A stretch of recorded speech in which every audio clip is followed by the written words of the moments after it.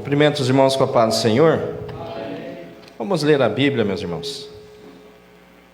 Vamos ler um dos livros históricos de Josué, capítulo 22. Isso, acho que é 22. Pode baixar um pouquinho, ele vai cortar a ressonância. Pouquinha coisa que baixa, já vai. Isso.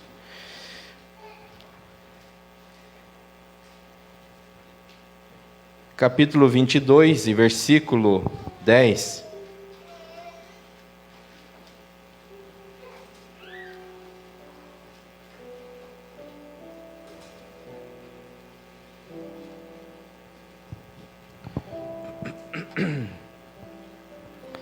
Diz assim na tradução que estou usando: E vindo eles ao limite do Jordão, e estando na terra de Canaã, ali os filhos de Ruben, os filhos de Gate, e a meia tribo de Manassés edificaram um altar junto ao Jordão, um altar de grande aparência.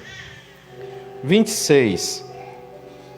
Pelo que dissemos, façamos agora, e nós edifiquemos um altar, não para o holocausto, nem para sacrifício. Pode sentar-se, irmãos. Já tarde eu fiquei pedindo a Deus que me desse uma palavra para meditar com os irmãos, esta oportunidade, e a palavra que o Senhor colocou no meu coração agora bem à tarde foi esse texto. E esse texto, ele fala a história de um altar. Ele conta a história de um altar e o propósito por que esse altar foi construído. E esse altar, ele, quando é falado um pouco sobre ele, não tem como nós estudar ou falar um pouco sobre esse altar e esquecer do altar do capítulo 8, também no mesmo livro. Então, quando nós olhamos o capítulo 8 de Josué, nós encontramos o relato de um altar. E quando nós olhamos para o capítulo 22, também de Josué, nós encontramos o relato de um outro altar. Falar de altar não é fácil, mas falar de altar é preciso. Pensar como está o nosso altar não é uma tarefa fácil, mas é uma tarefa necessária. Se você olhar a Bíblia Sagrada, talvez falar altar, dizer, o que tem a ver altar com a minha vida com altar? E até você está falando, pastor, de coisas do Velho Testamento. Se der tempo, nós chegamos no Novo Testamento. Parece que não tem nada a ver, mas tem tudo a ver com a vida do cristão. Porque se você olhar a Bíblia Sagrada desde o Gênesis, você vai encontrar relatos de altares que foram construídos.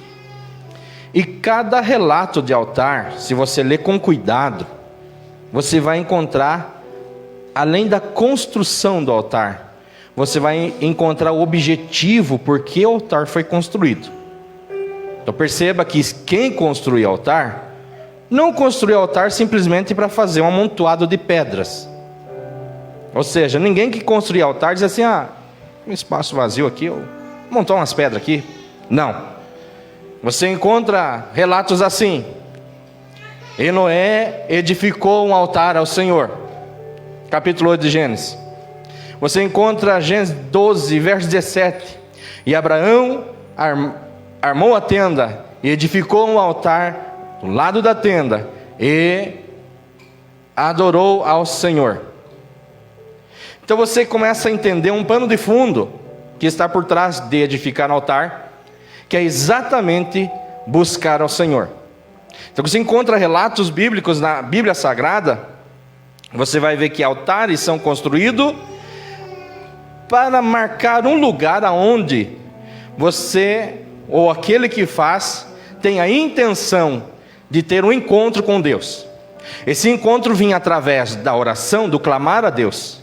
Esse encontro também vinha através do objetivo do altar construído, que era para oferecer o sacrifício.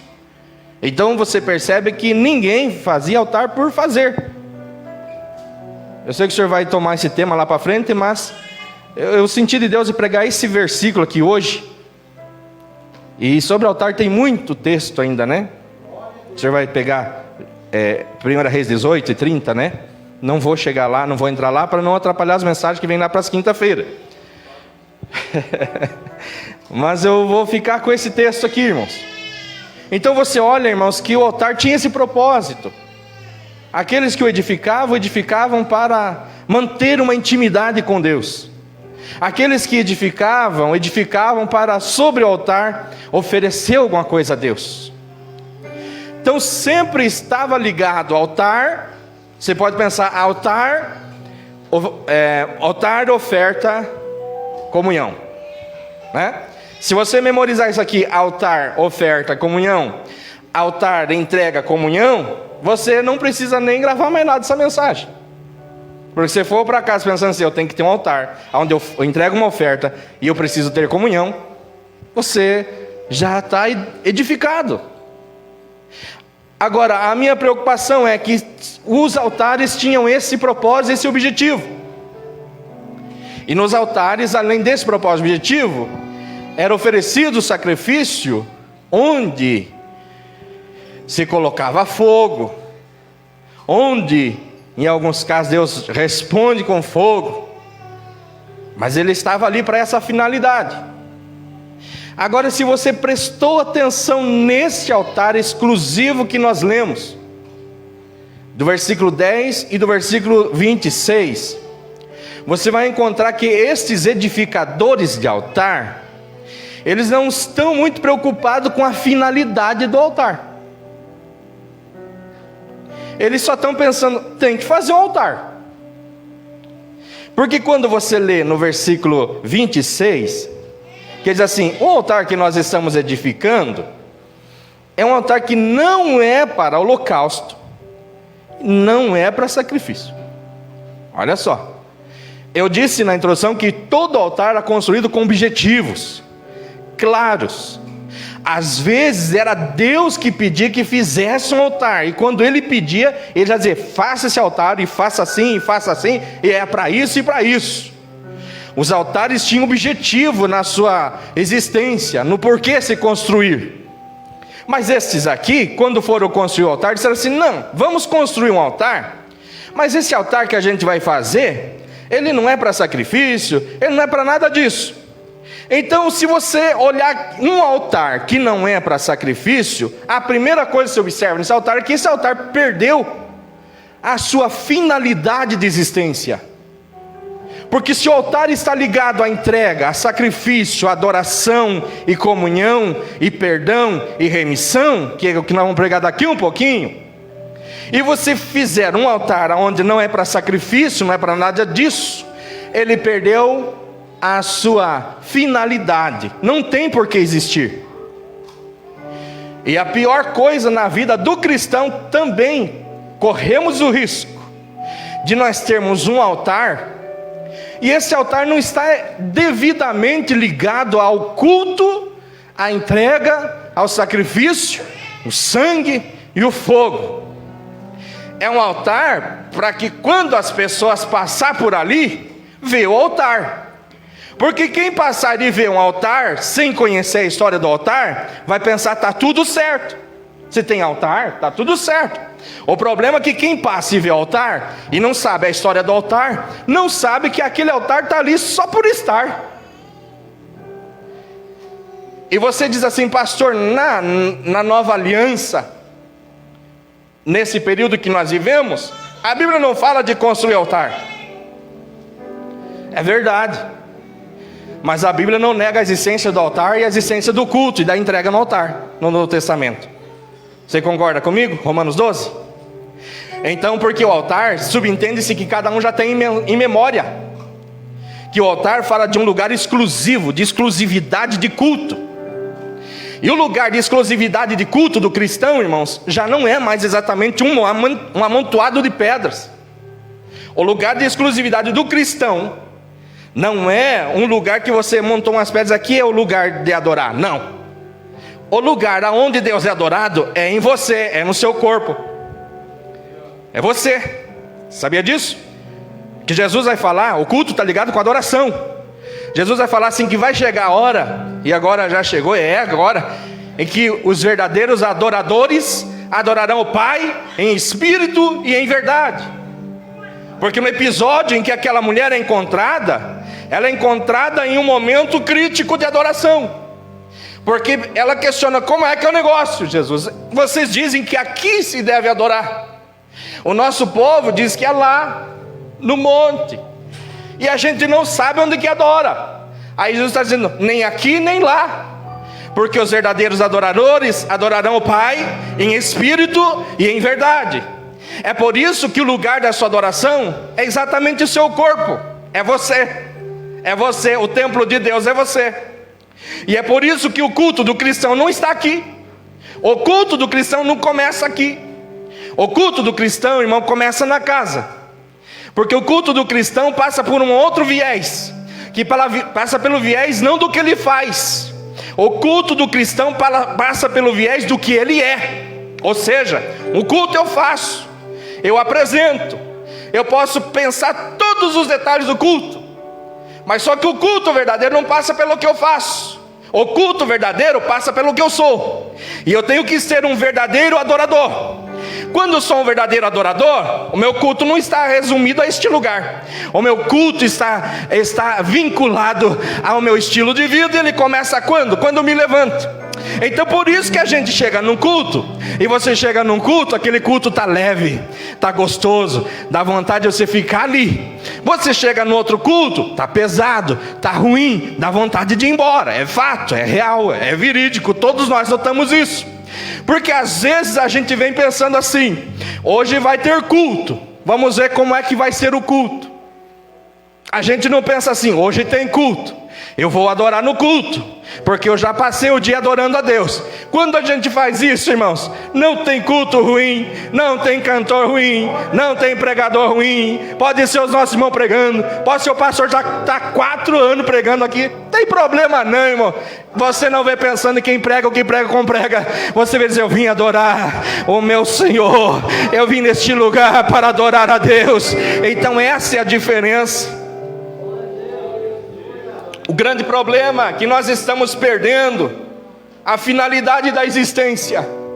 E quando algo perde a finalidade de existir, se torna obsoleto, o que a gente faz com produtos que fica assim? A gente encosta, a gente deixa de lado.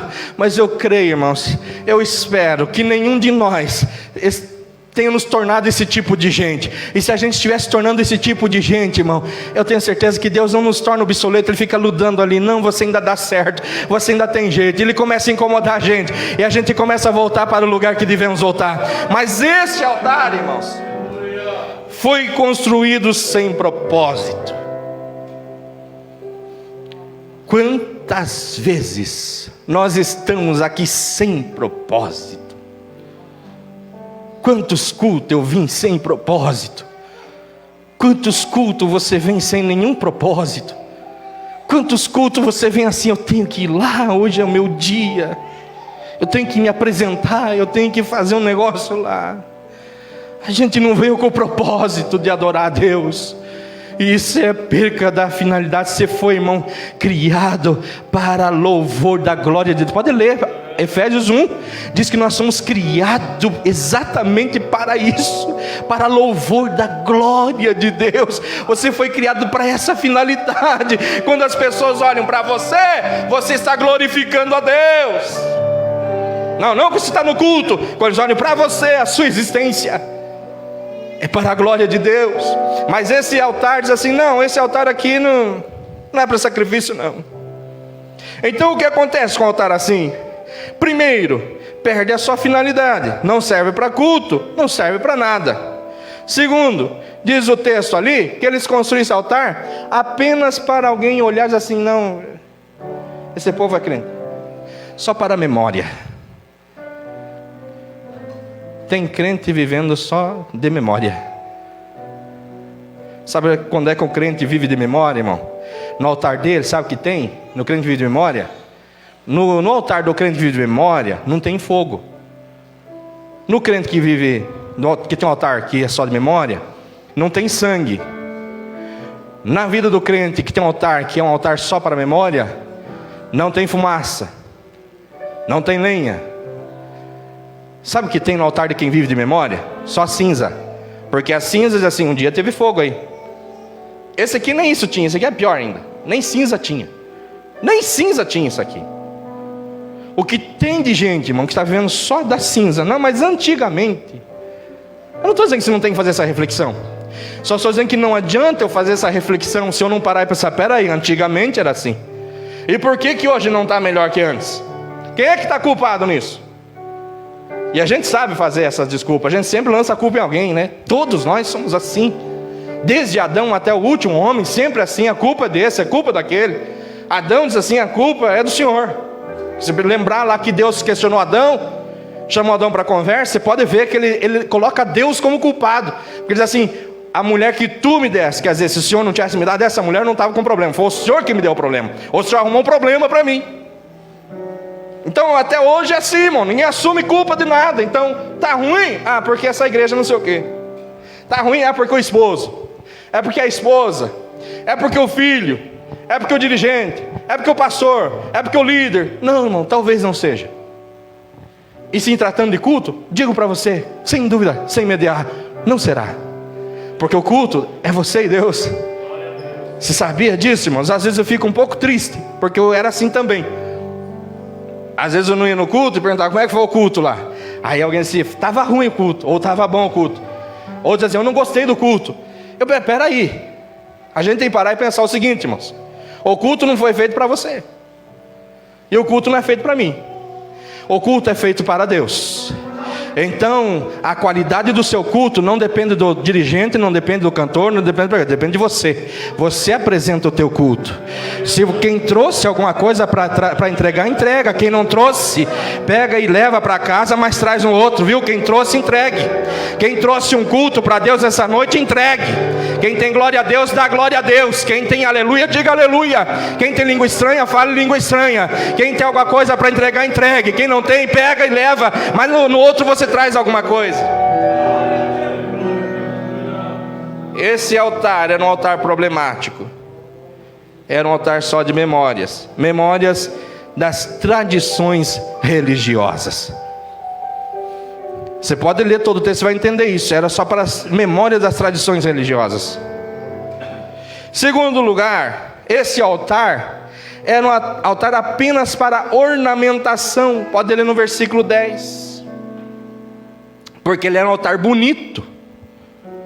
Era um altar belo. Era um altar que quem passava se impressionava com ele, dizendo, que coisa linda, que altar maravilhoso. Era um altar que tinha beleza, mas não tinha fogo, não tinha calor. Era um altar que tinha beleza, mas não tinha sangue. Era um altar que tinha beleza, mas não tinha oferta. Era um altar que não servia para nada, senão para embelezar a cidade. Quantas vezes, irmãos, nós temos só beleza para oferecer, mas a gente não tem fogo, não tem sangue, não tem lenha, não tem nada. É um altar que serve só para ornamentar. Quão difícil é você estar numa igreja que as pessoas não conseguem entender o propósito delas estarem ali. Elas estão ornamentando o lugar que estão. Você não foi chamado para isso. Você é muito mais do que isso. Você é muito melhor do que isso.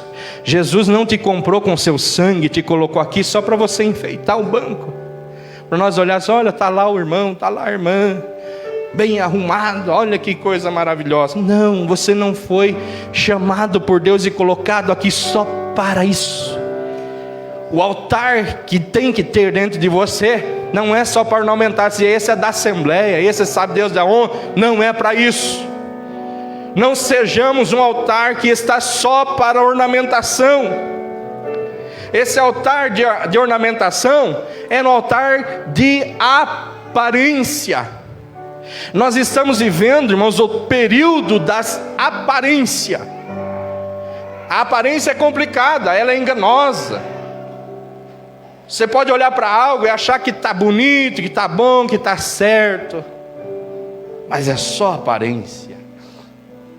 Você olha por fora, está maravilhoso, mas só o Senhor sabe como está lá dentro. é um altarzinho de aparência. Jesus sabe como é que está dentro do coração. Jesus conhece esse altar por dentro, viu?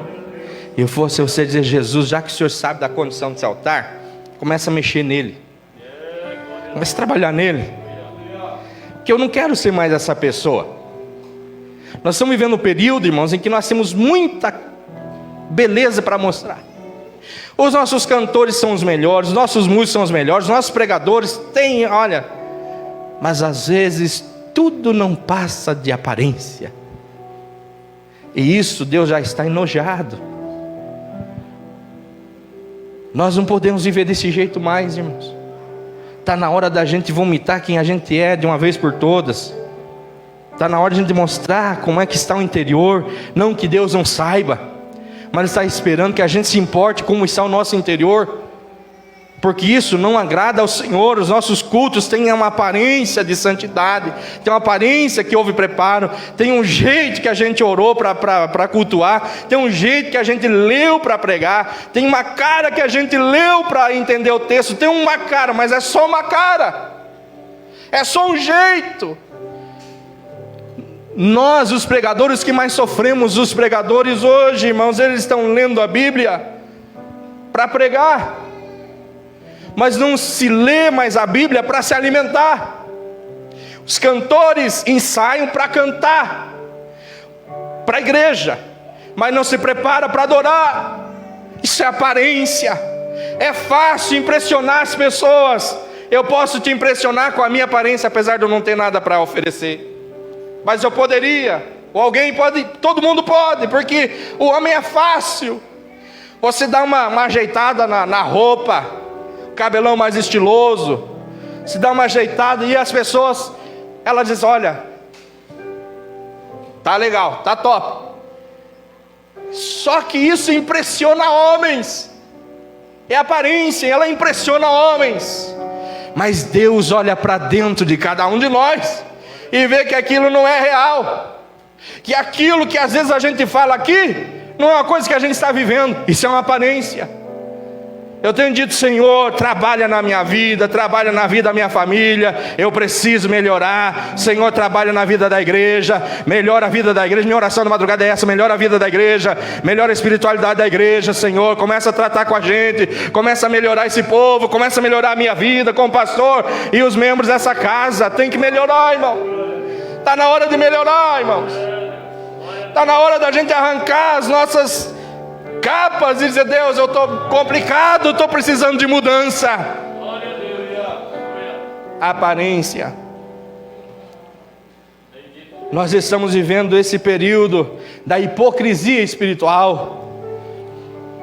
Quando Jesus se dirigiu aos fariseus, que eram os religiosos daquela época, que era quem entendia ou se desentender da lei, que eram quem esperava Jesus, Jesus se dirigiu para eles assim: vocês são hipócritas. Hipócrita é um artista, é um ator, é aquele que representa um papel, é aquele que quando sobe no palco, ele se veste do personagem e faz ali o seu show. Então Jesus disse: vocês são hipócritas, porque vocês só representam, vocês só têm um papel de um religioso, vocês são assim.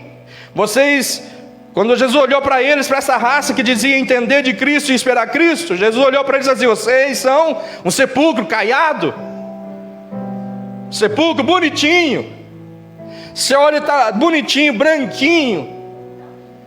Só que Jesus disse: vocês são um sepulcro caiado, é só por fora, por dentro está cheirando mal. O que tem dentro do sepulcro, irmão? Tem um morto, e às vezes tem um morto fedendo. Passou 3 dias, irmão, ninguém quer estar perto de morto. Você pode amar o seu ente querido, você vela ele ali às 24 horas assim: eu amo, gosto muito, mas vai ter que tirar daqui, porque não tem como conviver mais. Esse é o problema da hipocrisia, da aparência. Ela faz com que a gente se sinta bem, tendo a aparência de que está tudo certo. Ela faz com que a gente se sinta está tudo certo, porque afinal de contas, quando o irmão Daniel olha para mim, ele vê, está tudo branquinho. Quando a igreja olha para o pastor, não, paletó e gravata, né? Pregando. O pastor olha para você, está cantando, está lindo. E Jesus está olhando: não sei, hein? Se Jesus estivesse aqui, irmão, em corpo físico, viu? Que ele está através do seu Espírito Santo presente, amém ou não amém? E ele viesse pregar para nós hoje. Nós somos os fariseus da época, né? Nós somos religiosos, todos te chamando de fariseu, você entendeu o que dizer. Jesus pregou para o povo que esperava ele lá, né? Então nós somos que esperamos, nós estamos esperando Jesus, amém ou não, irmãos? Amém? Então nós seríamos o alvo da mensagem. E imagina ele chegar e pregar para nós aqui hoje. O que será que ele falaria para mim? E para você? Mas tem uma coisa, irmão. Às vezes ele fala forte com a gente, irmão Daniel. Às vezes ele dá uma pegada. Mas é porque ele quer acordar o defunto que está lá dentro, assim, você não precisa continuar como morto. Ele é o que ressuscita Lázaro. Quem sabe ele está olhando para alguns sepulcros caiados assim, aí já teve vida, está enterrado aí. Mas eu vou chamar para fora hoje. Eu vou chamar pelo nome e vou mandar sair para fora desse túmulo, porque Deus é o Deus dos vivos. A Bíblia diz que Deus é Deus dos vivos. E hoje diz assim: os vivos te louvarão. Somente vivo louva a Deus, irmão. E somente gente está com a vida no altar adora a Deus também, sabia disso? Quando eles foram identificar quem estava em pecado, chegaram para Acã que estava em pecado. Você dá glória a Deus, Acã? Acã não deu glória a Deus, porque estava em pecado. Dá glória a Deus, Acã? Não. Está em pecado, irmão. Dá glória a Deus, irmão. Dá glória a Deus. Se está tudo bem contigo, dá glória a Deus, viu? Dá glória a Deus. Glorificar a Deus é importante. Glorificar a Deus é um remédio para não enfraquecer na fé. Sabia disso? A Bíblia diz que Abraão não enfraqueceu na fé, dando glória a Deus. Por isso você precisa da glória. Então veja aí, irmãos. Então esse momento terrível. Um altar de aparência. Terceiro, um altar sem fogo. Que tem de altar sem fogo? Frio que só. A frieza que eu me refiro é a frieza espiritual. É a frieza da... Como é que chama? Fugiu o termo agora. Da indiferença. Sabe? Quando a gente... Não, tanto faz. A gente é sempre indiferente com as coisas. Isso é frieza. A Bíblia diz que por aumentar a iniquidade, o amor de muitos se esfriaria. Nós estamos vivendo esse período de altares frios. E nós não podemos aceitar esse tipo de coisa para nós, irmãos. Altar frio é um altar que não tem presença de Deus. Viu, irmão? Altar frio é um altar que não tem fogo. Esse altar não tinha fogo, era um altar frio, gelado. Esse altar não tinha nem cinza, porque ele não tinha história para contar. Esse altar não tinha oferta, porque eles dizem, não é para sacrifício. Esse altar não é para oferecer nada. Esse altar é só para dizer assim, a gente tem um altar aí. Não era para sacrifício. Agora, irmãos, se o altar lá estava ligado com a entrega da oferta, e estava ligado com o perdão de Deus que vem através dessa entrega, esse é um altar que não serve para nada, e inclusive ali não tem remissão de pecado. Porque o altar, uma das coisas que tinha que acontecer no altar, o que era, irmãos? Era pegar a oferta, imolar, aspergir o sangue sobre o altar e colocar a oferta sobre o altar. O escritor aos Hebreus diz assim, que sem derramamento de sangue não há remissão. O altar estava para esse propósito. E é interessante também a ordem. Se você ler Levíticos capítulo 1 e o versículo 5 até o 7, a orientação que Deus dá quanto ao altar e o holocausto era assim: primeiro, pega o animal que é para ser imolado, aquele que trouxe coloca a mão sobre a cabeça do animal que vai ser imolado, como que numa transferência de culpa, e agora o animal é imolado, o sangue é aspergido sobre o altar, colocado no altar, e aí é que é para ser colocado fogo. Quem ia colocar o fogo nesses altares, pelo menos, era o sacerdote. Agora, eu encerro com isso aqui, e presta atenção nisso. Olha a ordem dos acontecimentos no altar. Envolvia um pecador, que reconhecia o seu pecado, que pega uma oferta e vai levar até o sacerdote. Envolvia o ministério sacerdotal, que pega o animal, faz a transferência de culpa, imola o animal, asperge sangue sobre o altar, coloca o animal sobre o altar, e agora ele vai colocar fogo. Perceba então uma coisa, que antes de ter fogo no altar, tinha que ter um animal imolado. Antes de ter fogo no altar, tinha que ter sangue. E o sangue fala o quê, irmão? De remissão de pecado. Então essa ainda é a ordem, irmão. Para que no meu altar e no seu altar, para que o nosso altar não seja um altar frio e gelado, primeiro tem que ter sangue. Se não tiver sangue no altar, não tem fogo também. Porque o fogo só era para colocar depois que o sacrifício estivesse lá. Primeiro o sacrifício, primeiro o derramamento de sangue, agora sim coloca o fogo. Aquele sacrifício apontava para Jesus, certo? Lembra de uma coisa, que o Senhor também mandou fogo para a sua igreja. Atos capítulo 2, foi visto no dia de Pentecoste. Eles estavam reunidos no mesmo lugar, e de repente veio do céu um vento impetuoso, encheu toda a casa, e foi visto sobre eles línguas repartidas como que de fogo, que repousou sobre a cabeça de cada um deles. Mas o que acontece antes do Pentecoste, irmãos? Qual é o evento mais marcante?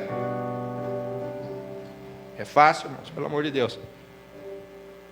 Calvário, a cruz. E a cruz envolveu o que, irmão? Derramamento de sangue. Primeiro os pecados são perdoados, depois o fogo desce sobre a nossa vida. Então faça esse caminho rumo ao teu altar. Senhor, o meu altar está aqui, está meio desajeitado, eu estou precisando na verdade de perdão hoje, estou precisando ser remido pelo teu sangue, para que o fogo do Espírito aqueça de novo a chama no meu coração. Sem o sangue, se não tiver sangue no seu altar, não haverá fogo. Agora eu encerro de fato. Lembra que o primeiro altar era um altar bonito? Era belo o altar. Eu olhava para que altar maravilhoso. Se colocasse, irmãos, eu digo sem medo de errar, se colocasse assim na nossa frente os dois altares, o altar do capítulo 8 e o altar do capítulo 22, e perguntasse para nós sem muita noção do que está ocorrendo, disse assim: qual altar se prefere? Aí você olharia assim, um altar grande, bonito, mas era bonito o altar, e você olhava o outro meio feinho. Naquele outro altar tinha sangue, tinha fogo, tinha fumaça, tinha lenha. Você talvez nós diria assim: eu quero esse bonito aqui, porque o outro, olha aí. Só que tem uma diferença. O bonito não tinha perdão de pecado, o bonito não tinha presença de Deus, o bonito não fazia diferença alguma na vida das pessoas. E o altarzinho feinho, que tinha sangue, fogo e fumaça, tinha perdão, tinha presença, tinha glória. Que tipo de altar você quer ter na tua vida? Um bonito ou um feio? Você pode ter um bonito sim, mas se você quiser ter um altar feio, mas com glória, com presença, com sangue, com fogo, é esse que Deus quer da tua vida. É esse tipo de altar que Deus espera de você. Deus não está olhando para a sua beleza, se você prega bonito, prega feio, mas se tiver no teu altar sangue, fogo, fumaça e lenha, tem a mão de Deus sobre ele, e a glória de Deus invade o teu coração. Fique em pé em nome de Jesus.